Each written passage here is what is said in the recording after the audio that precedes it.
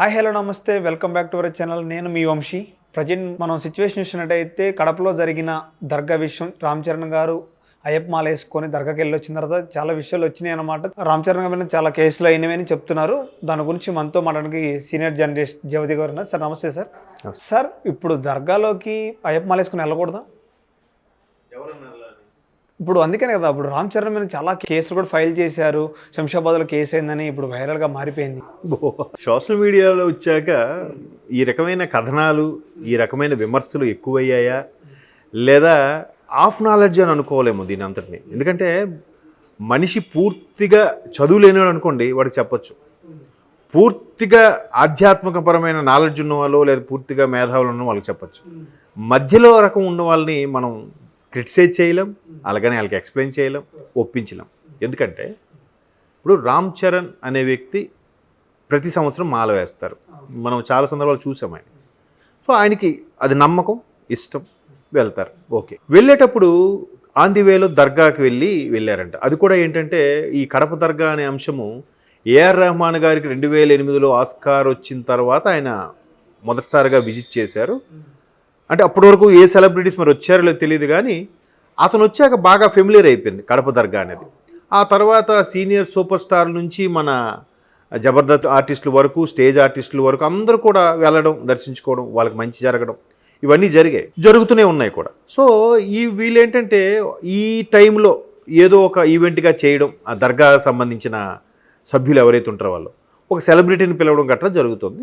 ఆ సందర్భంగా మన రామ్ చరణ్ గారిని పిలిచారట. సరే అని చెప్పి వెళ్ళారు, దర్శించుకున్నారు, నమస్కారం చేసుకున్నాడు, వచ్చారు.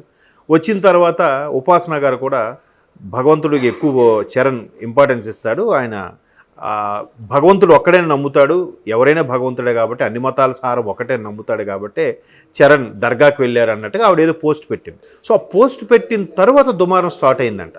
మరి ఆవిడ పెట్టారు లేదు, నేనైతే చూడలేదు. పెట్టారు, సరే తప్పేముంది ఆవిడ పెట్టిన దాంట్లో. సనాతన ధర్మం అనేటిది నిజంగా చెప్పాలంటే ఒక విధంగా అందరినీ ఆదరించడం అనే కాన్సెప్ట్ వల్లే ఈరోజు మన దేశంలోకి అన్ని రకాల మతాలు ప్రవేశించగలిగాయి, లేకపోతే ప్రవేశించేవి కాదు మనమే గట్టిగా ఉండుంటే. సో అది వేరే సబ్జెక్ట్, వదిలేయండి. అయితే మొత్తానికి ఈయన వెళ్ళి రావడం అన్నీ జరిగింది. ఇది తప్పు అని కొంతమంది మీరు అన్నారు. వాస్తవానికి అయ్యప్ప మాల వేసుకున్న వాళ్ళు కంపల్సరీగా మండల దీక్షకి వెళ్తారు 41 రోజులు. కొంతమంది అదే మండల దీక్ష జ్యోతి రోజు పూర్తయ్యేలాగా జ్యోతి రోజు దర్శనం చేసుకునేలాగా వెళ్తారు. కొంతమంది సంవత్సరం పొడవునా వేసుకునే వాళ్ళు ఉన్నారు. మ్యాక్సిమం ఆగస్టు సెప్టెంబర్ నుంచి వేసుకుంటారు. ప్రతి నెల కూడా ఒక 4-5 రోజులు గుడి తెరవబడుతుంది, మిగతా అన్ని రోజులు తెరవకపోయినా. ఈ నవంబర్ 15 నుంచి మాత్రం ఆల్మోస్ట్ డిసెంబర్ 26 వరకు కంటిన్యూగా ఉంటుంది. మళ్ళీ జనవరి 1 నుంచి కంటిన్యూస్గా జ్యోతి వరకు కూడా 16-17 తేదీల వరకు కూడా దర్శనం అవుతుంది. సో మండల దీక్షకి వెళ్ళే వాళ్ళు ఏం చేస్తారంటే పెద్ద పాదము, చిన్న పాదం అని వెళ్తారు. పెద్ద పాదం అంటే ఎరుమేలు దిగి ఎరుమేలు నుంచి సుమారుగా ఒక 30 కిలోమీటర్లు ఉంటుంది, నడిచి వెళ్తారు. చిన్న పాదం అంటే పంబ నుంచి వెళ్తారు, అదొక హార్డ్లీ 3 to 4 కిలోమీటర్స్ ఉంటుంది.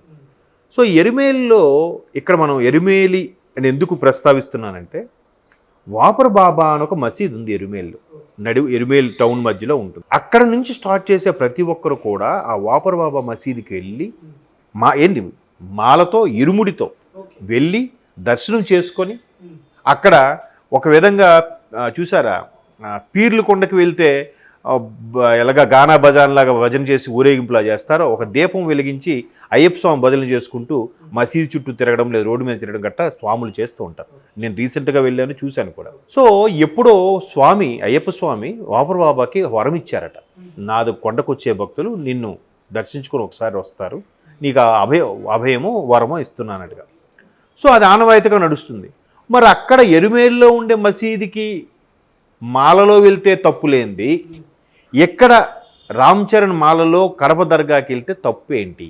అంటే దర్గాకి వెళ్ళేటప్పుడు కూడా సార్ మనం చూసినట్టయితే బొట్టు తీసేసి ఓన్లీ దుస్తులు బ్లాక్ అంటే వేసుకున్న దుస్తుల మీద వెళ్ళడం, లోపలికి వెళ్ళడం జరిగింది కదా. మరి లేదే, నేనైతే బొట్టు, మెడలో దండ ఇవన్నీ చూసానే రామ్ చరణ్ గారికి. బొట్టు తీసేసినట్టు ఉంది సార్ ఫోటో. లేదు అంటే బొట్టు తీసారో లేదని అంటే జర్నీ చేసి వెళ్ళిన తర్వాత చెరిగిపోయిందేమో బొట్టు. నేనైతే మెడలో దండ, బొట్టు, ఆయన ఇలాగ నమస్కారం పెట్టడం కూడా చూశాను. అలాగైతే కూర్చొని మోకాలు నమాజ్ చేయాలిగా, నమస్కారం అనేది మన సంస్కారమేగా, మరి దాంట్లో తప్పు పట్టేది ఏముందో. ఇక్కడ తప్పు పట్టడం వాళ్ళ విషయంలో ఒక వెర్షన్ కాసేపు మాట్లాడదాము. ఎందుకు ఇలా మాట్లాడాల్సి వస్తుంది?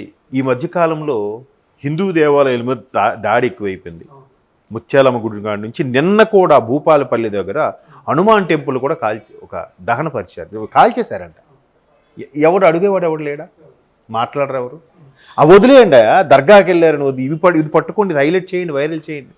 అయితే ఇక్కడ వీళ్ళ ఉద్దేశం ఏంటంటే అన్ని మతాలు ఒకటే అన్నీ అంటారు, మనం వాళ్ళ మసీదులోకి వెళ్తాం, మనం వాళ్ళ చర్చిల్లోకి వెళ్తాం, వాళ్ళు ఎందుకు ఇందులోకి రారు? వాళ్ళెందుకు సర్వమత సమ్మేళనం అంతా మన దేవుడు ఒక్కడని వాళ్ళెందుకు అనరు? మన ప్రసాదాలు తినరు, మన దేవాలయాలకు రారు, మనం మాత్రం సనాతన ధర్మం అందరూ కలుపుకుపోవాలని ఉద్దేశం మనం ఎందుకు వెళ్తామా అనే వాదం ఈ మధ్యకాలంలో ఎక్కువ అవుతుంది సోషల్ మీడియాలో. సో అందుకు అటువంటి వాళ్ళు రామ్ చరణ్ అతిగా ఇష్టపడే వాళ్ళు, రామ్ చరణ్ గారిని అతిగా అభిమానించే వాళ్ళు, సార్ మీరు వెళ్ళడం మాకు నచ్చలేదు అనే అభిప్రాయం ఇప్పుడు నెట్టింట వైరల్ అవుతుంది కదా.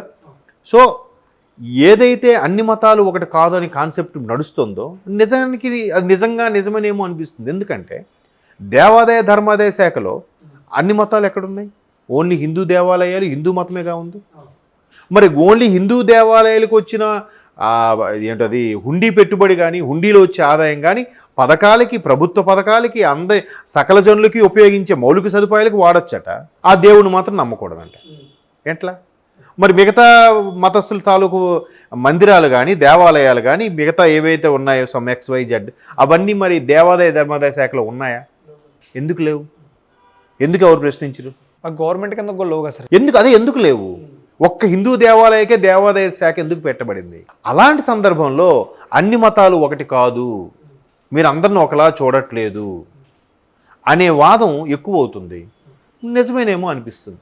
సో ఇలాంటి ఆలోచన విధానంలోకి వెళ్తే రామ్ చరణ్ అనే వ్యక్తి ఆ మసీదులోకి వెళ్ళడం ఎంతవరకు కరెక్టు అనేది క్వశ్చన్ మార్క్. ఇప్పుడు ఇదే AR రెహమాన్ తిరుపతి వచ్చారా?